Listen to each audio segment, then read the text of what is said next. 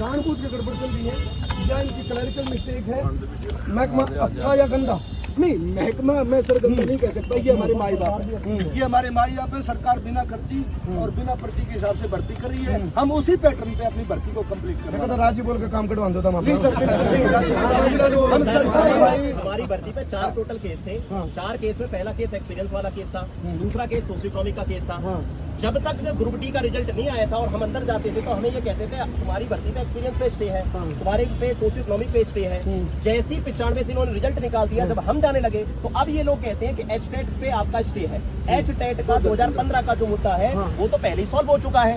उसके ऊपर नए नए केस तो लगातार होते जा रहे हैं, लगातार होते जा रहे हैं। केसों के लिए हमने थोड़ी पढ़ाई करी थी, हमने तो पढ़ाई इसलिए की थी ताकि जल्द से जल्द हमारा रिजल्ट आ सके, हम स्कूल में पहुंच सके।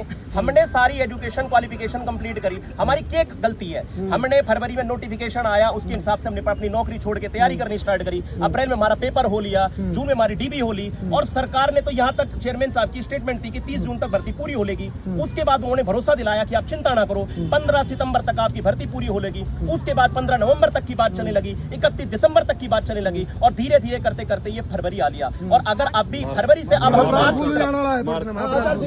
फरवरी पूरे होने के बाद मार्च आने वाला है, मार्च के बाद आचार संहिता लग जाएगी, फिर 3 महीने हमें तो नहीं पता, तारीख पे तारीख चली जा रही है। ग्रुप डी से पहले मतलब कुल मिलाकर के ये हमें उलझाया जाता है। हम इधर जाते हैं एचएससी के अंदर तो बोलते हैं कि आपका स्पेस स्टे है, हम कहीं और महकमे पे जाते हैं तो वो कहते हैं स्पेस स्टे है। तो ये स्टे वाला पैटर्न हमें नहीं समझ में आता और कोर्ट की तरफ से ये कहा गया कि जब तक रिप्लाई आप फाइल नहीं कर दोगे तब तक आपका स्टे रहेगा। रिप्लाई तो 6 महीने पहले फाइल हो चुका है, उसके बाद 10 सुनवाई हो चुकी है अभी तक और 10 सुनवाई में भी अगर यानी कि स्टे नहीं हटता है तो इस पे किस पे आप उंगली उठाई जाए? तो कहीं ना कहीं है यहाँ पे कि जैसे 1 साल में हम डायरेक्शन लेस हो रहे हैं सिर्फ भर्ती को लेके कि भाई ये भर्ती करवाएंगे, हम ज्वाइन करेंगे, लेकिन उसके बीच में डीएसएसबी, एकलव्य स्कूल और चंडीगढ़ की बहुत सारी केवी की भर्तियां आ चुकी हैं। हम वहाँ पे फोकस नहीं कर पा रहे हैं, हम डायरेक्शन लेस हो चुके हैं। 1 साल से वेट कर रहे हैं कि ये करवा दें तो हम वहाँ से भी वंचित रह गए और यहाँ से तो वंचित है ही आपके सामने। चलो एक जना ने किसी के पीछे देने दे और पीछे लेने जाता तो खड़े देंगे। तेरा ही डांट हार गया था, तेरा जिक्र चल रहा था। ई बटवाए गागेगी अड़ेगे तड़े, यानी कि गाड़ी का कटड़ा बांधना। फिलहाल तो इन भाइयों की बात है इवनों को भी तारीख पे तारीख अरे बागा आवगी, अप्रैल भी आनी है। फिर मन को कहता अप्रैल फूल, ये है क्या यू? तो इसलिए मैंने लिखा, ये हालांकि बोल नहीं पा रहे लेकिन मैंने लिखा यू मैं मांगू उसका होड़ा पहले जड़ा दुमा ओढ़े तो लिखना करो जड़ा को, यानी कि दया एसीपी पर तुमने वाली बात है। दया कुछ तो गड़बड़ है। कोई सी भर्ती आओ, कोई सी भी भर्ती आओ, आड़े मैंने बालक खड़े दिखे हैं और बालक के कहते तो बुढ़े हो लिए। वो देखियो ये अंकल जी ये कहाँ से है? आपका मामला लेकिन बच्चे के ला रहे होगे? बेटी है। अच्छा अर्थ सुनो, जोन सा रिटायरमेंट करके मेरा एक आदमी मैंने भर्तियां में से दिख के बोला भाई केस चल रहा है। अरे भाई वो केस चलाने खातर भर्ती दी थी उनने, आगे यार प्रदर्शन करने खातर थी। इनका कोई शौक को नहीं है घर छोड़ के अपने प्रदर्शन मारे।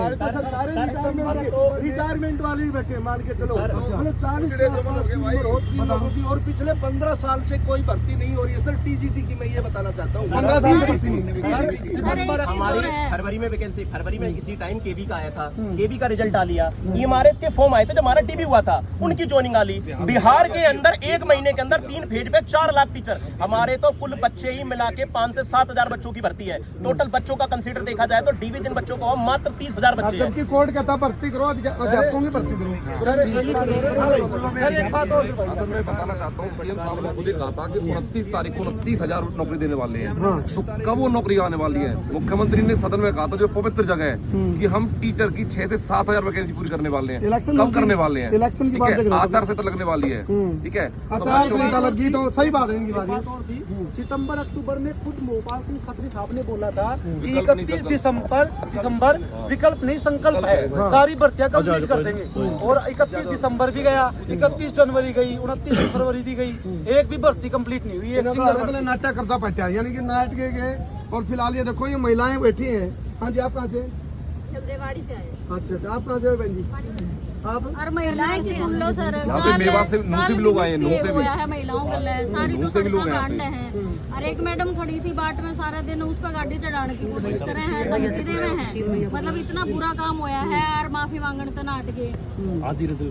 चलो फिलहाल आप देखो, ये जो महकमा है, इस महकमा पे बार बार 22 ऑब्जेक्शन जिलों से बच्चे 22 जिलों से बच्चे यहाँ पे सिर्फ ये चाह रहे हैं सीएम साहब से गुहार करें कि हमारा रिजल्ट आज ही निकालें। हवन करो, हवन करो, बोले क्या करेंगे, हवन करेंगे, हवन करेंगे।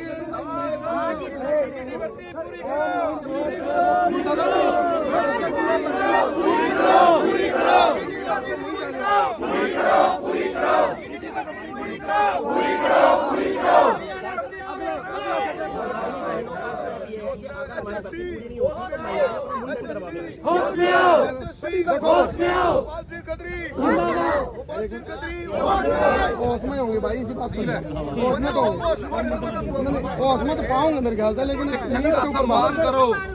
ऐसा है, एक अवनाड़ा चल रहा है भाई। आप गायत्री मंत्र के बाद बोलना, हाँ भाई गायत्री मंत्र का मतलब है भगवान मानो सद्बुद्धि दे दे, तो ये सद्बुद्धि HSSC डिपार्टमेंट के जितने कर्मचारी हैं उनको दी जा रही है।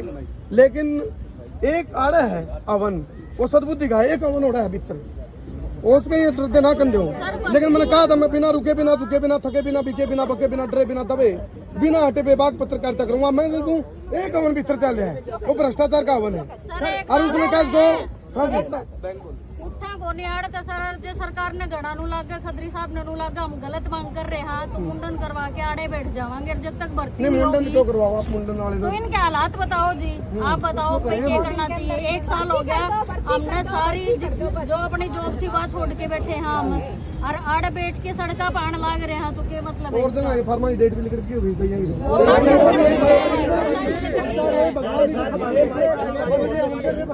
हमारे गली मोहल्ले वाले ही पूछो थारी नौकरी ना लागी से क्या हो गया, लोगों के रिश्ते टूट गए, बुढ़ाओ तुम्हें। 2 भाइयों की क्या हुआ कि मम्मी की डेथ हो गई हार्ट अटैक से, और एक हमारा जो टीपी कैंडिडेट है पैरालाइज हो चुका है सदमे में। सदमे। आप एक बात देखो, ये आप बार बार मैंने कहना पड़ा, you Haryana staff selection commission लोगों के रिश्ते टूट गए, शादियां को नहीं हो रही जी, शादियां नहीं हो रही सर, शादी नहीं हो रही लोगों की। तो नौकरी लागी नहीं था, करो मैं नौकरी तो लागी, हरियाणा स्टाफ सिलेक्शन कमीशन का दफ्तर का आके धरने में नौकरी लगनी। हाँ जी, आप कहाँ से? मैं सर सिरसा हरियाणा से हूँ। अच्छा अच्छा। मेरी तो खट्टर सरकार से और परमात्मा से यही अपील है, हमारा आज ही रिजल्ट दे दिया जाए, हम अपने बच्चों के पास घर चले जाएं बस। हम यही चाहते हैं, हमारा रिजल्ट आज दे दिया जाए, हमें किसी से कोई नाराजगी नहीं है, कोई शिकायत नहीं। आज भी रिजल्ट दे देना, हम इनका थैंक्स करेंगे और परमात्मा का थैंक्स करेंगे बस। चलो, ये एक शांतिपूर्ण अपील है। फिलहाल आप देखो, अच्छा चलो ये हो गया, और कोई मैसेज आपने देना भाई? वैसे सर ये चलो फिलहाल